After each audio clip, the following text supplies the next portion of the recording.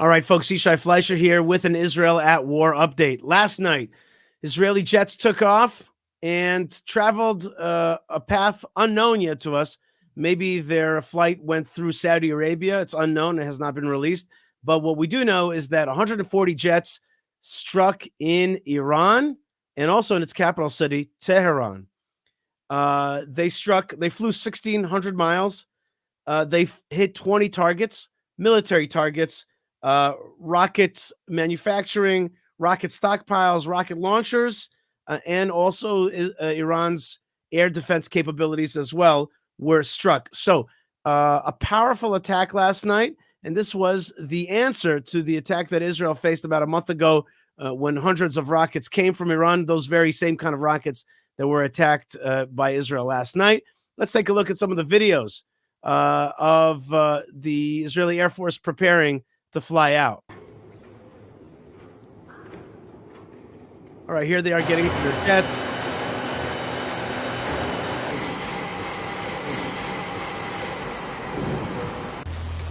And what I like about this video is it kind of shows you that, like, this was done by Israeli jets, Israeli fighters. It wasn't some kind of it wasn't some kind of just intelligence mission or some kind of blowing up that happened in Iran by agitators that were pro-Israel or anti-Iranian regime. No, Israel flew its jets to Iran and struck there. So that's video that I have number one. Let's see another video, and that is Prime Minister Netanyahu is in the bunker of the defense ministry, and he is with the top generals, and he's getting briefed on everything. Sitting next to him is the defense minister, Yoav Gallant. Okay, so we have a real sense that he's up in the middle of the night, Friday night, and he is making decisions and being briefed. And it's not just the army, but it's also the Israeli political echelon, which is making the decisions. Let's take a look at some of the explosions, the attacks in Iran itself. Now, reports are coming in that Israeli intelligence, Israeli computer, the hacking kind of arms, the cyber warriors, sent wrong information to the defense systems of Iran, and therefore Iran is shooting in that video at nothing. And so that's one of the abilities, one of the ways that Israel was able to avert the Iranian air defenses, and they were blowing up the air defenses as well. But here we saw air defenses shooting, but it turns out they really shot at nothing. And the real point is that Israel was able to go into Iran, control the skies, strike at the very rockets that struck us here in Israel, and come home unscathed. I think that's really the message. And let's hear that message from Daniel Hagari, who's a rear admiral in the Israeli army, and he is the English spokesman as well. And before I let him speak, I just want to say, notice that he is limiting his language, and he's saying, look, we were able to strike, but we're trying not to, and here's like the words unsaid, we're trying not to ignite a regional war. And so, Iran could accept this and stand down as opposed to going for a full regional conflict. You could check out his words, see if you can hear what I'm saying there. Confirm that we have concluded the Israeli response to Iran's attack against Israel. We conducted targeted and precise strikes on military targets in Iran, thwarting immediate threats to the state of Israel. All right, this is an important point. Israel has excellent intelligence that they're able to strike at targets all the way in Iran. Iran, far away, big country, 80 million civilians, and yet Israel was able to precisely target the military threats against itself, and again, thereby allowing Iran to not necessarily strike back and averting a regional war. Now, some might say maybe it's better to have a regional war with Iran now that they're weak, and that might be very, very true. But it seems that Israel also made agreements with the United States, promising not to attack oil refineries and nuclear development sites, and also minimizing civilian casualties. So I think that's what is being hinted at here. The Israel Defense Forces has fulfilled its mission. If the regime in Iran were to make the mistake of beginning a new round of escalation, we will be obligated to respond. Our message is clear. All those who threaten the state of Israel and seek to drag the region into wider escalation will pay a heavy price. We demonstrated today that we have both the capability and the resolve to act decisively, and we are prepared on offense and defense to defend the state of Israel and the people of Israel.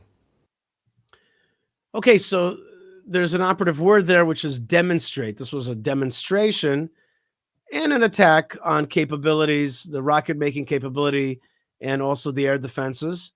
But still, it was a demonstration, not a full-on attack to dismantle the regime, certainly, but rather to disable their ability to strike at Israel and to also demonstrate. There's a demonstration aspect in it. Okay, let's take a look at even more than just a demonstration. Let's take a look at a video of Israel striking at the Hezbollah, South Lebanese Shiite proxy that has been attacking Israel and continues to attack Israel with hundreds of rockets over the weekend as well. Take a look at Israel demolishing one of the terror tunnels that Hezbollah built in a village in South Lebanon to attack Israel with. Take a look at this. This is a massive explosion.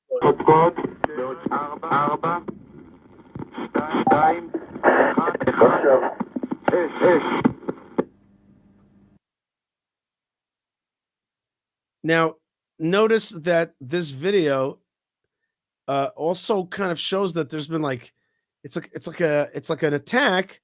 It's a destruction of a tunnel, but there's like seismic activity around that, and indeed, Israel registered a seismic activity due to this explosion. Israel's got to be careful. There's a fault line over there, and we got to make sure not to set off that fault line, or else there could be a catastrophic earthquake in the north of Israel and the south of Lebanon. So we have to be very careful about that as well.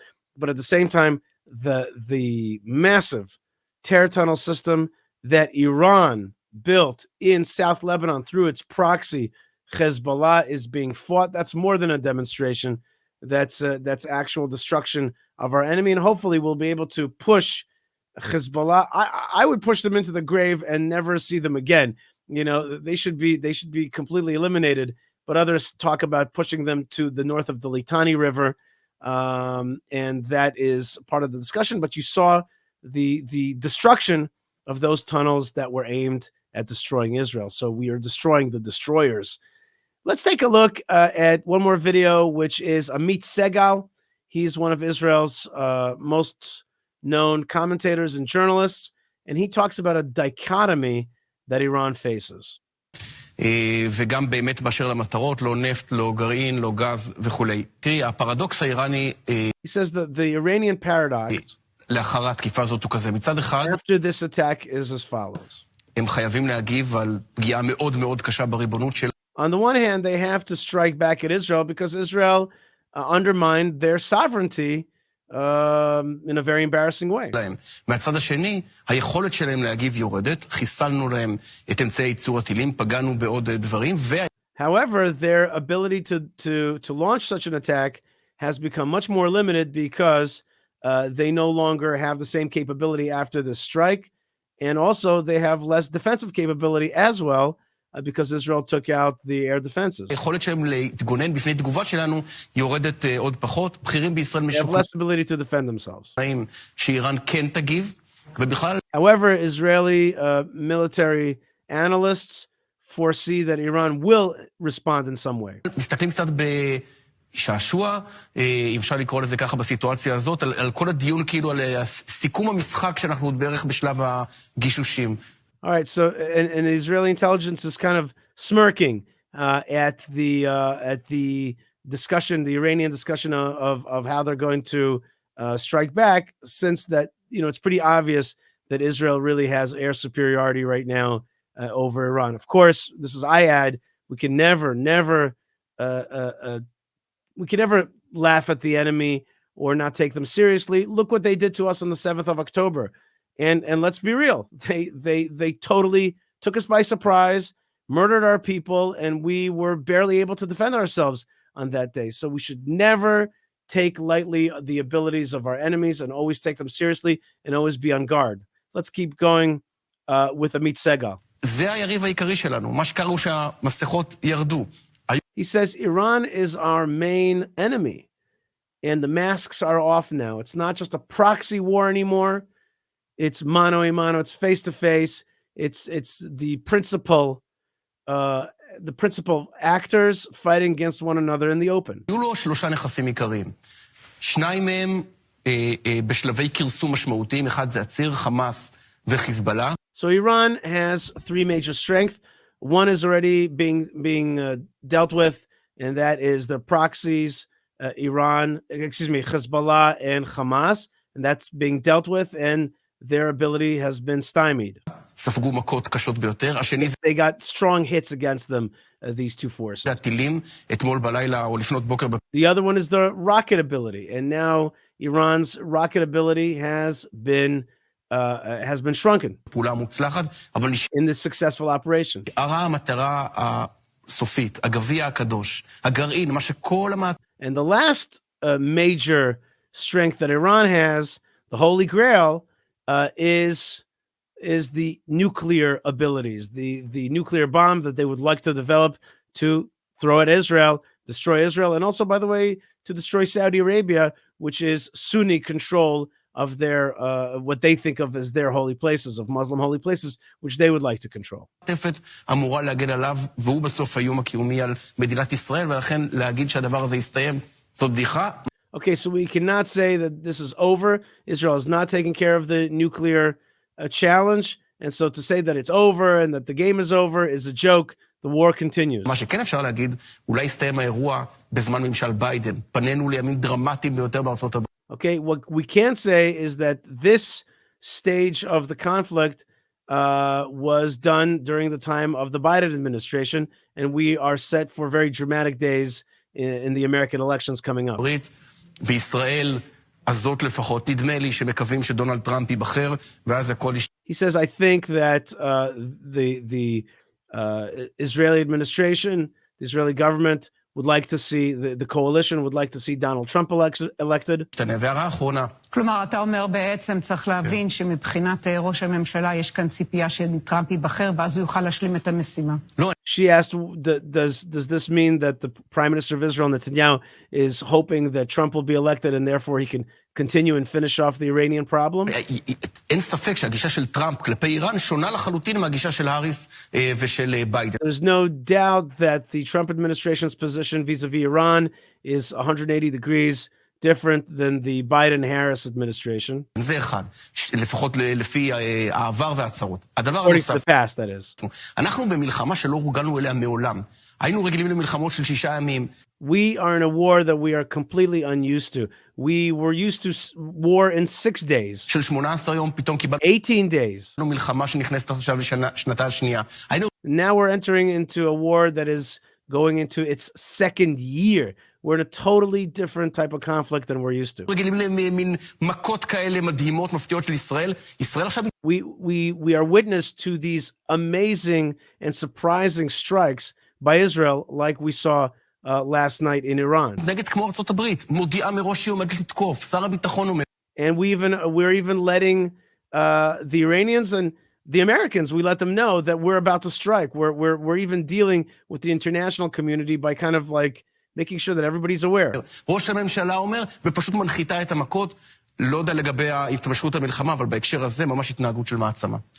This is, he says, I don't know about the future, but this is the actions of a superpower, or at least a regional power, and Israel is really taking control, and that's the only way. That's the only way around here. If Israel pushes back on Iran, hopefully even leads to regime change, we'll be liberating the millions of people in Iran that are looking forward to liberation from that awful regime. And so too in Gaza, and so too in South Lebanon. Israel is on a path of cleaning out the region of jihadism, and showing its strength, and thereby getting back to the idea of the Abraham Accords. Sunni countries that are like let's call them moderate today. Although, by the way, parenthetically, the UAE has condemned Israel's strike in Iran, but still, the Abraham Accord countries understand that not only look forward to Israel being the security chief around here, the kind of provider of security, including a nuclear umbrella in this region. And that's what's going to happen when Israel is strong, pushes back on its enemies, gets rid of jihadism, is the governor and the sovereign in its land, and certainly has a strong arm against anybody who wants to hurt it from a distance. So that is the consciousness that we have woken up to here in the Middle East. Israel striking at Iran, and now the game is no longer a game of proxies. It's now a game of Iran versus Israel, and the fight is in the open. Folks, I want to thank you for being with me, and I also want to mention that we just finished the high holidays here in Israel, and yet this war is called the attack yesterday in Iran has been named Days of Repentance, as though the days of repentance that we just finished keep going. There's still days of repentance that have to happen. If you love our broadcasts, please support what we do. Check out buymeacoffee.com/Yishai. And I so appreciate all the folks that help us be stronger, help Israel be stronger, help our broadcast be stronger. Check out buymeacoffee.com/Yishai. I was going to say Israel, but no, I am not Israel itself, but we are trying to broadcast Israel and share it with you wherever you are. And thank you so much for your love and support. Also, check out the Jewish community of Hebron. That's where I work on my day job. And that is where the tomb of the forefathers and mothers is. Abraham and Sarah, Isaac, Rebecca, Jacob, and Leah. The small Jewish community that's there keeps the place safe and strong and visitable. You could visit it. You could come in and visit, because we keep the place open with that amazing courage of the Jewish community of Hebron. So check out hebronfund.org to learn more about it and to support its fight for strength in the land of Israel against jihadism, and also its European anti-Israelism that supports the jihadism. So that's the fight that we have there. And finally, if you want us to continue to beautify the land of Israel and also teach Torah and truth around the world, check out fightforisrael.org, where we do a lot of good work. This is headed by me to fix up the land, to renovate, to beautify, to teach, and to share and to connect. I want to bless you wherever you are, and I want to ask you to pray for the strength of Israel. That is what's going to bring regional peace. That is what's going to bring to regional prosperity for Israel and for those people who love Israel and want to cooperate with Israel for a better future for this whole Abrahamic region. God bless you, folks, wherever you are. Thank you very much, and shalom.